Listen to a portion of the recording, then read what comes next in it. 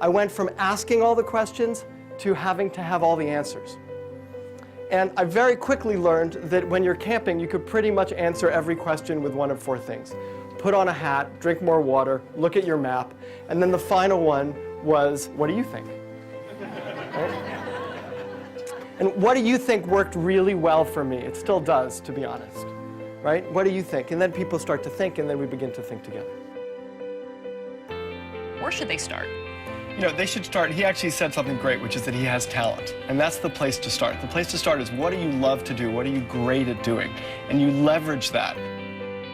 The credibility of large companies is in many ways lost. They're laying off people.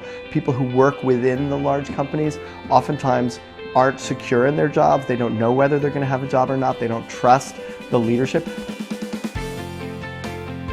Learn about people based on whether they disappoint you or not, and then take a smarter decision based on the outcome you're looking for. We always want to ask, what's the outcome I want in a situation, and what's the best way to achieve that outcome? That when you listen, first of all, you may learn something, which is great, and you soften them in their position, and then you can have a conversation and not an argument. And a conversation is much more likely to shift a perspective than an argument. If you want managers and employees to communicate more effectively, collect all their smartphones at the beginning of a meeting and only give them back at the end. If I'm going to lead people and I want them to do something, they need three things. They need capability, they need persistence, and they need ownership. No longer were we fighting with her, but we were working with her. Why? Because she had admitted to not knowing exactly what was happening, and our feeling, my feeling was, well, if she doesn't know, I need to help. Where does this come from? I was asking that question, where does this come from?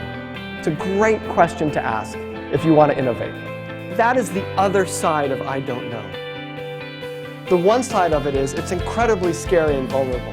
The other side is every creative and innovative idea comes out of that room of I don't know.